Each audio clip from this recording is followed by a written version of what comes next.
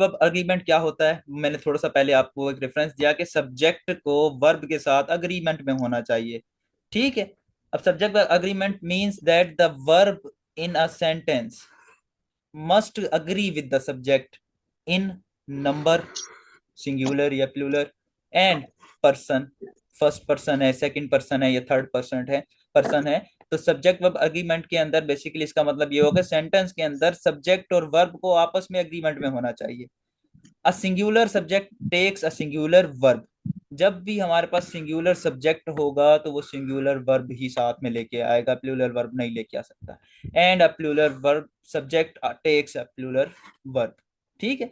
तो सिंगुलर है तो वो सिंगुलर वर्ब लेके आएगा, प्लूरल है तो वो प्लूरल वर्ब लेके आएगा। For example, he goes to school, they go to school. अब इसके अंदर देखें वर्ब जो लेके आ रहा है सब्जेक्ट, वो कौन सा लेके आ रहा है अपने साथ? गोज। ठीक है। दे गो, तो सब्जेक्ट वर्ब अग्रीमेंट है, they go to school. She is smart, they are smart. अब इसमें गोज, गो, इज, दे, ये सारे क्या हैं? ये सारे हमारे पास वर्ब हैं। क्या ये सब्जेक्ट के साथ अग्री कर रहे हैं? अगर सिंगल की बात हो रही है तो सिंगल के हिसाब से यूज हुआ है, अगर मोर देन वन की बात हो रही है तो उस हिसाब से प्लूरल के सेंस के अंदर वर्ब यूज हुआ है। ठीक हो गई बात। बेसिकली जर्नल जो आइडिया है सब्जेक्ट वर्ब अग्रीमेंट का ये है। आसान है ना बहुत? जी सर। हाँ बहुत आसान है। जी सर, लग चलें तो तो, रहा है। हाँ सो फार बहुत आसान है। ठीक है। अब देख लेते हैं। अब ये रूल्स अपने जरा नोट डाउन कर लें, ये बहुत ज्यादा इंपॉर्टेंट रूल्स हैं सब्जेक्ट वर्ब अग्रीमेंट में। जो उसके रूल्स हैं सब्जेक्ट वर्ब अग्रीमेंट के, वो क्या क्या हैं? सबसे पहला रूल है, कलेक्टिव नाउन्स सिंगुलर हो या प्लूरल हो डिपेंड्स अपॉन मीनिंग और कॉन्टेक्स्ट। जब भी हम कलेक्टिव नाउन यूज करेंगे तो उसके साथ जो हमारे पास सब्जेक्ट वर्ब अग्रीमेंट होगा वो कॉन्टेक्चुअल मीनिंग के ऊपर डिपेंड करेगा। ठीक है। वो कैसे? Use singular verb if the group is acting as a unit. अगर पूरा group as a unit, as a whole act कर रहा है तो हम क्या करेंगे? तो उस सूरत के अंदर हम उसको ट्रीट करेंगे एज अ सिंगुलर। लेकिन प्लूरल कब यूज करेंगे उस कलेक्टिव नाउन को? उस वक्त यूज करेंगे जब मेंबर्स एक्ट इंडिविजुअली, जब उसके मेंबर्स इंडिविजुअली एक्ट करेंगे। मतलब उसके अंदर से कहीं से इंप्रेशन आ रहा होगा कि हर बंदा ग्रुप के अंदर, कमेटी के अंदर, टीम के अंदर हर बंदा अलग अलग काम कर रहा है, मतलब अलग अलग उसकी रिप्रेजेंटेशन है। काम बेशक एक ही कर रहे हैं लेकिन अलग अलग उसकी रिप्रेजेंटेशन है। तो उस सूरत के अंदर हम क्या कहेंगे कि इसके साथ जो सब्जेक्ट वर्ब अग्रीमेंट होगा वो प्लूरल सेंस के अंदर होगा। अब दोनों की एक एक एग्जांपल देख लें। The team is winning. अब टीम क्या पूरी जीत जीत रही है? एज अ यूनिट काम कर रही है। जब एज अ यूनिट काम कर रही है तो हमने वर्ब यूज किया है सब्जेक्ट को सिंगुलर रख के, वर्ब जो यूज किया है वो भी सिंगुलर यूज किया है, तो सब्जेक्ट वर्ब अग्रीमेंट हमारे पास इधर हो गया। सेकंड एग्जांपल देखने, the team are arguing among themselves. अब आर्ग्यूमेंट जो हो रहा है वो टीम मेंबर्स के दरमियान हो रहा है, मतलब इंडिविजुअल्स के दरमियान हो रहा है। तो जब भी ऐसी कंडीशन आई कि कलेक्टिव नाउन के अंदर मेंबर्स जो हैं उसके वो इंडिविजुअली एक्ट कर रहे हों, उस सूरत के अंदर हम उसको एज अ प्लूरल ट्रीट करेंगे। क्लियर हुई बात? जी सर। अच्छा। तो थोड़ा रिपीट करें। जी, रिपीट मैं कर देता हूं कि कलेक्टिव नाउन्स सिंगुलर प्लूरल दोनों सेंस में यूज हो सकते हैं। ठीक है। अब वो उनका सेंस जो है वो किस पे डिपेंड कर रहा होता है? वो डिपेंड कर रहा होता है उस सेंटेंस में कॉन्टेक्चुअल मीनिंग के ऊपर, कॉन्टेक्ट के ऊपर, उसके कॉन्टेक्स्ट के ऊपर। ठीक है।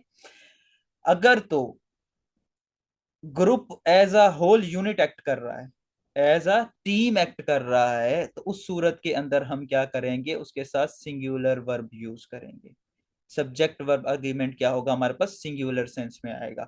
लेकिन अगर उसी टीम के मेंबर्स इंडिविजुअली एक्ट कर रहे हैं तो हम उस सूरत के अंदर उसको as a plural verb treat करेंगे। एग्जाम्पल्स दोनों दोबारा आप देख लें। The team is winning. अब इस सेंटेंस के अंदर team as a unit, whole as a whole win कर रही है। ठीक है। जब एज अ होल विन कर रही है तो हम कहेंगे कि इसके साथ जो वर्ब लगेगा वो सिंगुलर का लगेगा। तो team as a collective noun as a singular subject verb agreement के अंदर हम कंसीडर करेंगे। दूसरी एग्जांपल में द टीम, अब देखें इधर अगर इज रख के देखें, आप सेंटेंस पढ़ के देखें, आपको इस वो ज्यादा सुटेबल लगेगा। The team is arguing among themselves. अब इस कंडीशन के अंदर क्या हो रहा है, कॉन्टेक्चुअल मीनिंग में अगर हम जाएं तो इस कंडीशन के अंदर ऐसे हो रहा है कि टीम के जितने भी मेंबर्स हैं वो आपस में बहस कर रहे हैं, आपस में आर्ग्यू कर रहे हैं। जब वो आपस में आर्ग्यू कर रहे हैं तो टीम के मेंबर जो हैं वो एज एन इंडिविजुअली एक्ट कर रहे हैं। जब भी एज एन इंडिविजुअली एक्ट करते हैं तो हम प्लूरल सेंस लेते हैं। That's why the correct sentence will be the team are arguing among themself. ठीक है। अब इधर थोड़ा सा इस सेंटेंस को लेके थोड़ा सा कंफ्यूजन आता है। कंफ्यूजन ये आता है वही यूके की इंग्लिश में और यूएस की इंग्लिश में। यूके की इंग्लिश जो हमारी बुक्स के अंदर है, जो हम पढ़ते हैं, वो इंग्लिश क्या कह रही है, वो इंग्लिश बेसिकली कहती है कि भाई आप इधर क्या लगाएंगे, आर का इस्तेमाल करेंगे। ओ सॉरी, इसका इस्तेमाल, आर का इस्तेमाल करेंगे क्योंकि वो एज एन इंडिविजुअल काम कर रही है। लेकिन यूएस इंग्लिश के अंदर ये क्या यूज होता है, एज अ, यूएस इंग्लिश कहती है कि इसको क्योंकि टीम है तो इसको हम एज अ सिंगुलर ही लेंगे। ठीक है। लेकिन हम क्योंकि इधर ब्रिटिश इंग्लिश ज्यादा फॉलो कर रहे होते हैं सब्जेक्ट में, तो हमारे पास अगर दोनों कंडीशन आ जाए तो we would follow the British English concept. Clear हुई बात। रूल नंबर 1 हो गया। अब आ जाते हैं रूल नंबर 2 की तरफ। रूल नंबर 2 कहता है subject joined by and usually take a plural verb. जब भी दो सब्जेक्ट्स एंड से ज्वाइन हो उस सूरत के अंदर हम क्या लेके आएंगे, प्लूरल सेंस लेके आएंगे। फॉर इंस्टेंस, फॉर एग्जांपल आप देख लें, अली,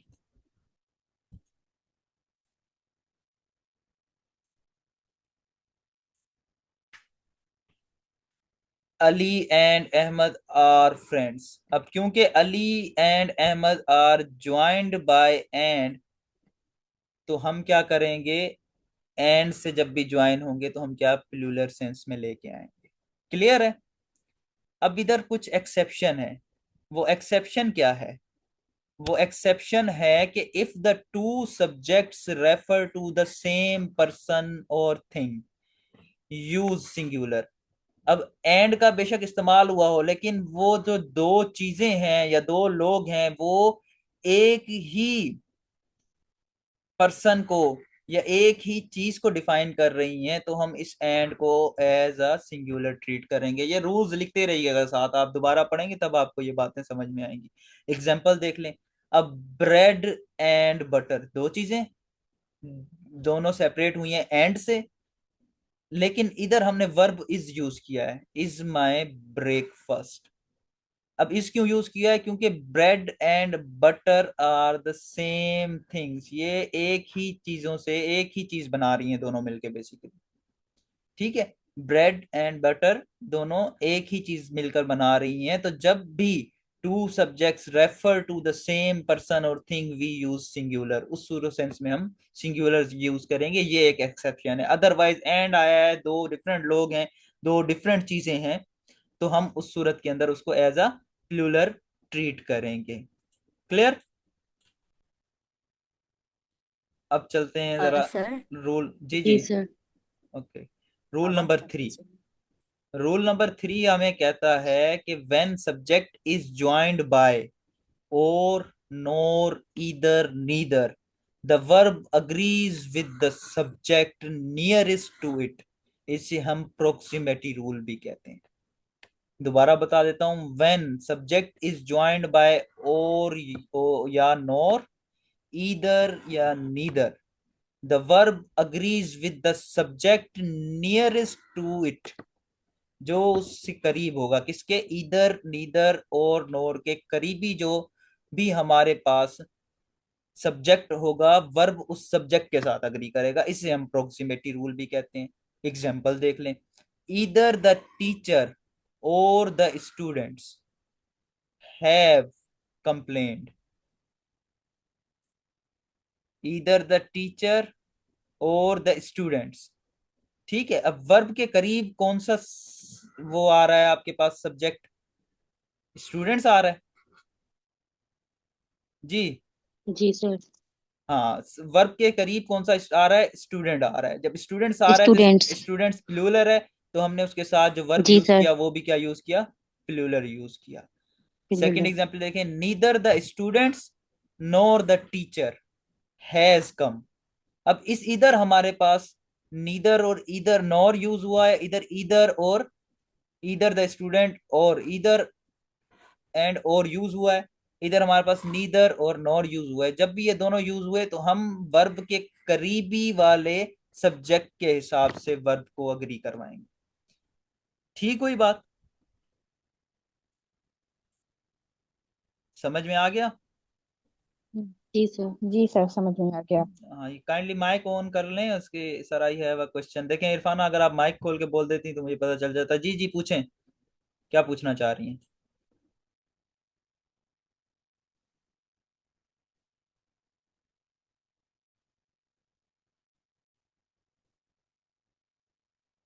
चले हम रूल नंबर 4 की तरफ चलते हैं। नेक्स्ट रूल है हमें, indefinite pronouns can be singular, plural or context dependent.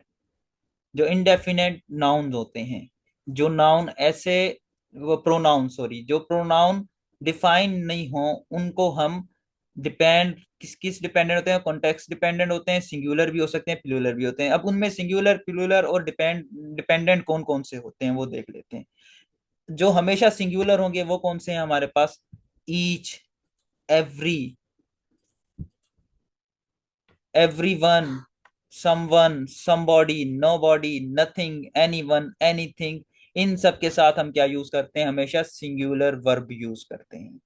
Example में everyone is ready, nothing makes sense। अब nothing भी इधर क्या है हमारे पास? indefinite प्रोनाउन है, तो इसके साथ हमने क्या इसको एज अ सिंगुलर ट्रीट किया है।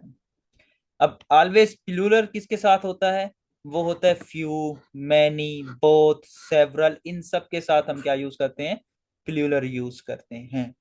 एग्जाम्पल देख लें, मैनी हैव अप्लाइड। सही है, इधर हमने वर्ब कौन सा लिया है? प्लूरल सेंस में लिया है।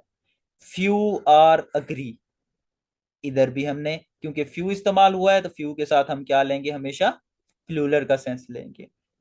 अब डिपेंड्स ऑन नाउन, नाउन के ऊपर कौन कौन से डिपेंड कर रहे होते हैं? All, some, none, most, any. Look at the noun they refer to. इधर हमने देखना है कि ये जो हमारे पास यूज हो रहे हैं, देखना है कि ये किस नाउन से मुतालिक बात कर रहे हैं। एग्जाम्पल देख लें, some of the milk is spilled. अब some of the milk is spilled, milk क्या है? अनकाउंटेबल नाउन है। अनकाउंटेबल नाउन के साथ हमने क्या यूज किया है? इज यूज किया है। ठीक है, सेकंड एग्जांपल देख लें, some of the students are, इधर आर लेट, इधर स्टूडेंट्स क्या है? काउंटेबल नाउन है, तो काउंटेबल नाउन के साथ हमने क्या यूज किया? प्लूरल यूज किया। क्लियर हुई है बात यहां तक? जी सर। उसके बाद फिर आ जाए rule number 5। Rule number five five क्या कहता है? रूल नंबर 5 कहता है भाई कि ये रूल लिखते जा रहे हैं आप लोग,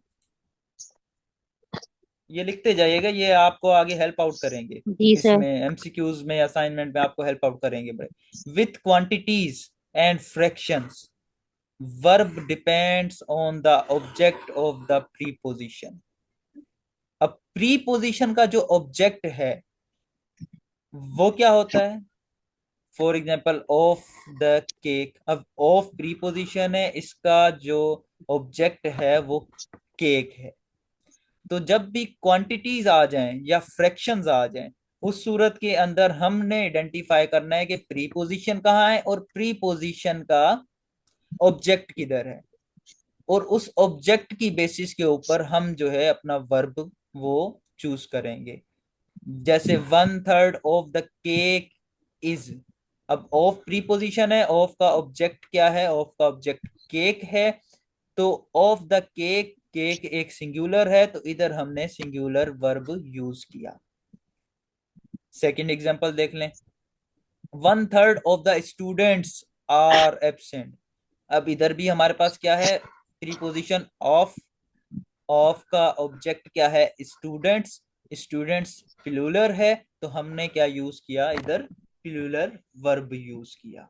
तो रूल नंबर 5 हो गया, with quantities and fraction the verb depends on the object of the preposition.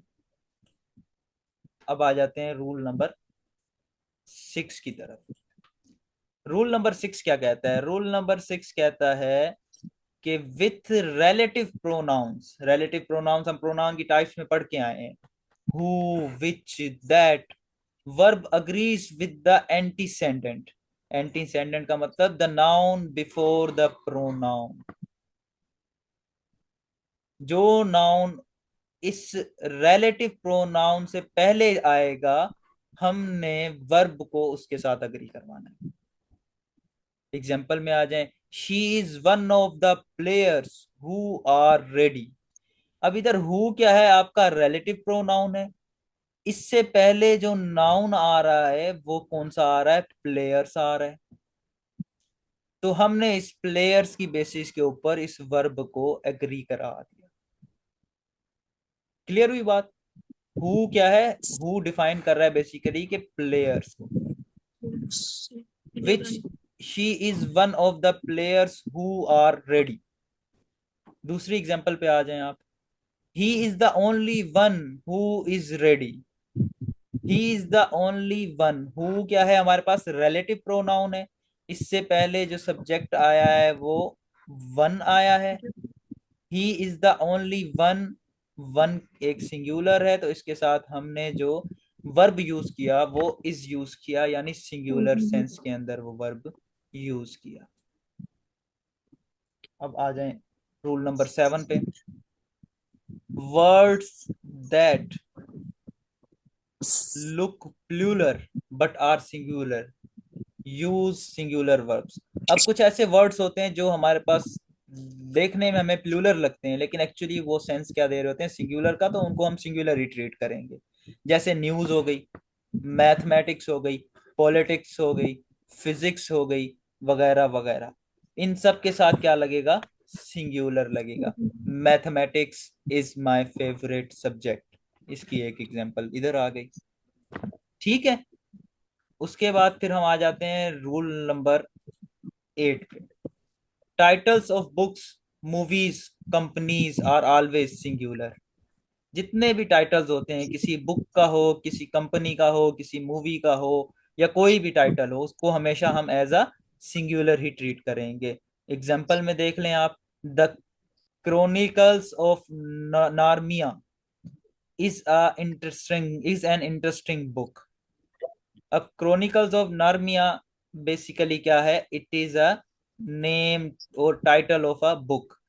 Title के साथ हम क्या करेंगे, हमेशा सिंगुलर ट्रीट करेंगे। सिंपल सा रूल है ये भी। उसके बाद फिर आ जाए नेक्स्ट हमारे पास rule number 9, uncountable nouns are always singular. ठीक है, ऐसे नाउन जिन्हें हम काउंट ना कर सकते हैं उन्हें हम सिंगुलर ही ट्रीट करते हैं। अच्छा जी, एग्जाम्पल देख लें आप, वाटर इज असेंशियल। अब वाटर के साथ हमने क्या यूज किया, इज यूज किया, क्योंकि ये अन, ये अन इशू की वजह से आवाज ड्रॉप हो रही है। रूल 2 में दो सब्जेक्ट रेफर एज अ 2% को एज एग्जाम्पल हमें बताइएगा। ठीक है, मैं बताता हूँ, 1 मिनट ये थोड़ा सा कवर कर लूँ, फिर वो टाइम खत्म होने वाला है। तो जब रीज्वाइन करेंगे तो फिर मुझे जरा थोड़ा याद कराइएगा, तो मैं आपको बताता हूँ। ठीक।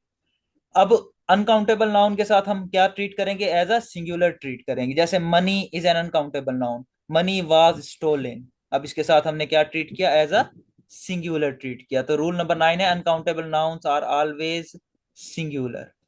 उसके बाद फिर आ जाए नेक्स्ट रूल नंबर 10 की तरफ। Intervening phrases do not make the subject plural, last but not the least। ये बहुत इंपॉर्टेंट है। Intervening phrases do not make the subject plural। अब इंटरवीनिंग phrases जो होते हैं वो ऐसे phrases होते हैं जो किसी भी दो बातों में, किसी भी दो चीजों में इंटरवीन कर रहे होते हैं। ऐसे फ्रेजेस हमेशा हम सिंगुलर ट्रीट करेंगे। जैसे एज वेल एज, ये एग्जांपल प्रीपोजिशन के अंदर भी हम करके आए थे, अगर आपको याद हो, या कल की थी, मुझे याद नहीं पड़ रहा। along with, in addition to, accompanied by, rather than, including, excluding, ये वो ऐसे हम फ्रेजेस जो इंटरवीन कर रहे होते हैं, इन फ्रेजेस को हमेशा हम सिंगुलर ट्रीट करते हैं। For example, the teacher as well as the students. अब स्टूडेंट्स क्या है? प्लूरल है। लेकिन क्योंकि क्लियर ये है। सेपरेट हो रहा है एज वेल एज से, टीचर से सेपरेट हो रहा है with the help of as well as, तो हम इसके साथ सिंगुलर ट्रीट कर रहे हैं। The teacher as well as the students was present. इसी तरीके से आप आ जाएं सेकंड एग्जांपल पे, the report including the charts is complete. अब इसमें दो चीजें हैं, रिपोर्ट है और चार्ट्स हैं, लेकिन इन दोनों के दरम्यान में इंटरवेंशन किसकी आ रही है? इंक्लूडिंग की आ रही है। जब भी इंक्लूडिंग की इंटरवेंशन आ जाएगी, कोई भी इंटरवीनिंग वर्ब आ जाएगा, वो फ्रेज आ जाएगा, तो हम उसको एज अ सिंगुलर ट्रीट करेंगे। तो हमने इसको एज कंप्लीट के तौर पे ट्रीट किया। क्लियर हुई बात? जी, ये ये है सब क्लियर है। Total subject verb yes sir. Agreement के 10 रूल्स। ये रूल्स आपने जहन में रखने हैं, इनको सामने रख के आपने एमसीक्यू सॉल्व करने हैं, ये बात जहन में रखिएगा। फॉर इन, जी, बताना शुरू कर दें।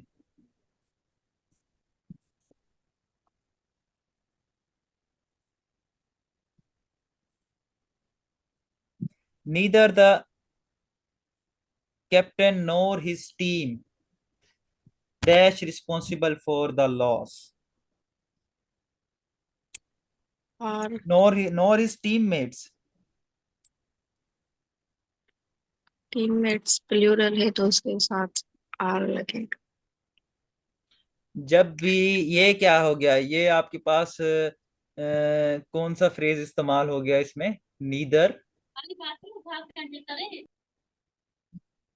जी, नाइदर एंड नॉर। कौन सा फ्रेजेस इनको हम कहते हैं?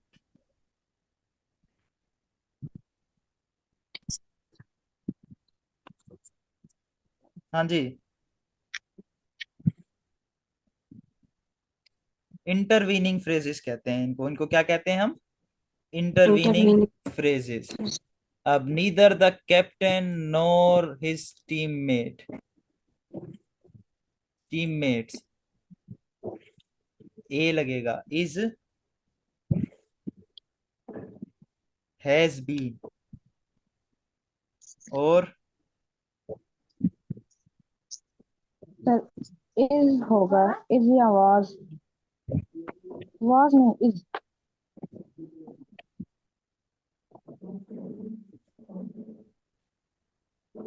जी, has been, C,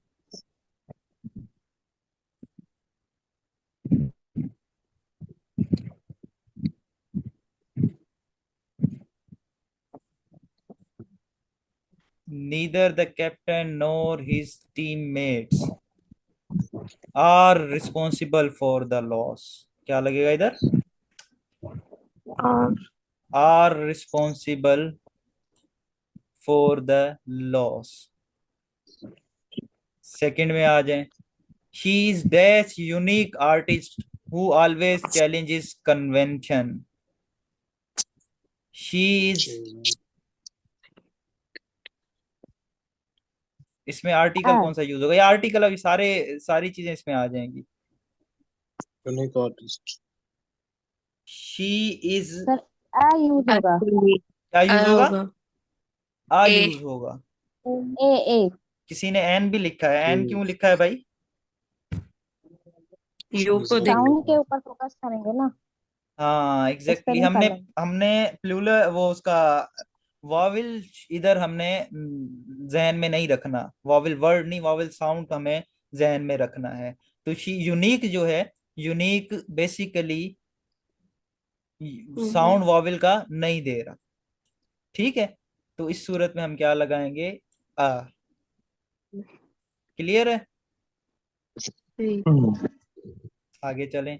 identify the part with an error. अब इस सेंटेंस के अंदर each of the committee members have been assigned a task that matches their skill।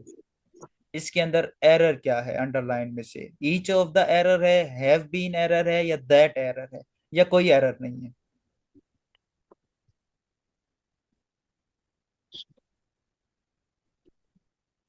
Ji, That that error है। रिस्पॉन्ड तो करे ना यार।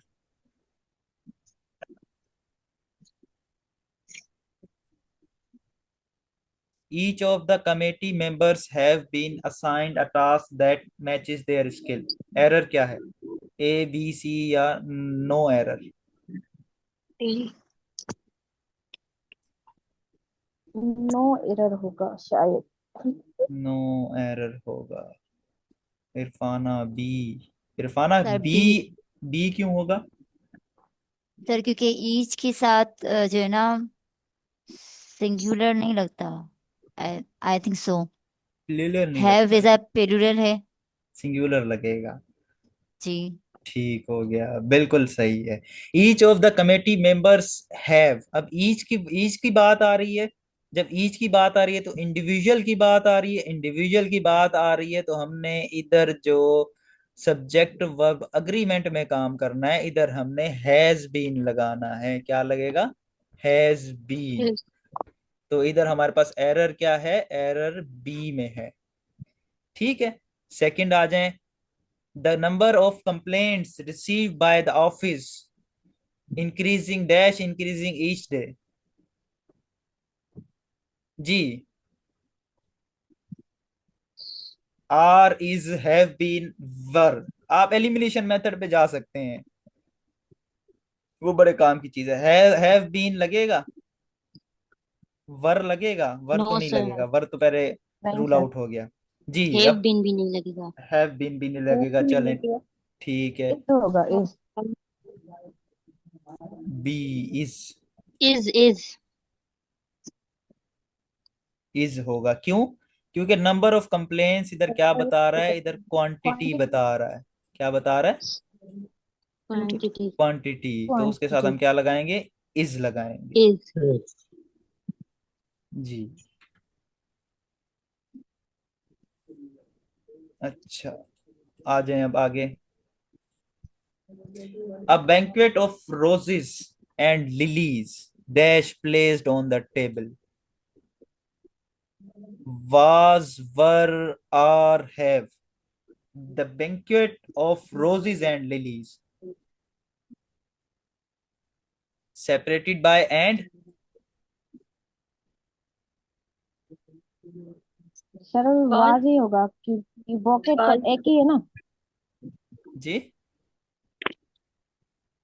सर कि बॉकेट तो एक ही है ना, रोजेस और लिलीज के मिक्सचर है, दोनों साथ हैं वो। अब देखें, सेपरेटेड बाय एंड तो हैं, लेकिन ये दोनों चीजें क्या एक ही चीज को मैनिफेस्ट कर रही हैं? Roses and lilies. बैंकेट है एक, जिसके अंदर रोजेस एंड लिलीज हैं, तो एक यूनिट को रिप्रेजेंट कर रही हैं। जब भी एक यूनिट को रिप्रेजेंट करेंगी तो हम डज नॉट मैटर बीच में एंड आया है या नहीं आया, हम उसको एज अ सिंगुलर ट्रीट करेंगे। तो इसका करेक्ट ऑप्शन होगा was. was placed on the table। One of the boys who dash applied for the job is my cousin। Has, have, is, या are? जी, one of the boys who applied for the job is my cousin। Are. और are। Has. has किसने कहा है? Have. was, have। मैंने बोला sir. अच्छा, has क्यों बोला आपने भाई? सर हैव होगा। have होगा। क्या होगा? सिंगल है ना। हैव। have होगा, बिल्कुल सही। ठीक है, आगे चलें। जी सर। आप ये बताएं मुझे, ये हुज इसमें क्या है? आगे कैसे चलें? जब आप सही नहीं बताएंगे आगे नहीं जाएंगे ना। हु क्या है इसमें? सर कौन रिलेटिव सा प्रोनाउन प्रोनाउन? रिलेटिव प्रोनाउन है। तो रिलेटिव प्रोनाउन जब भी आ जाता है तो हम उससे वेरी फर्स्ट, जिससे पहले वाला नाउन सब्जेक्ट कंसीडर करते हैं, वो क्या है? बॉयज है। बॉयज तो वाइफ बॉयज प्लूरल है तो इसके साथ क्या लगेगा? हैव हैव लगेगा। हैव लगेगा। Very good. कंफ्यूज नहीं हो रहे आप? थोड़े रूल्स पढ़ेंगे ना फिर समझ में आ जाएगा। ठीक है, ठीक है। There dash a lot of confusion about the new rules among the players. आ गए भाई rules. There is there is a lot of confusion about the new rules among the players। आसान सा है, ठीक है। आ जाए जी फिर। Sir. The data regarding new कोविड-19 cases dash been have updated. Been has been Has been. Has been updated. क्यों? क्योंकि डेटा अपडेट सिंगुलरिटी हो। को, हाँ जी सिंगुलरिटी को जाहिर कर रहा है। तो उसके साथ हम क्या लगाएंगे? Verb subject has. Verb agreement में हैज लगाएंगे, ठीक है। जी उस सर।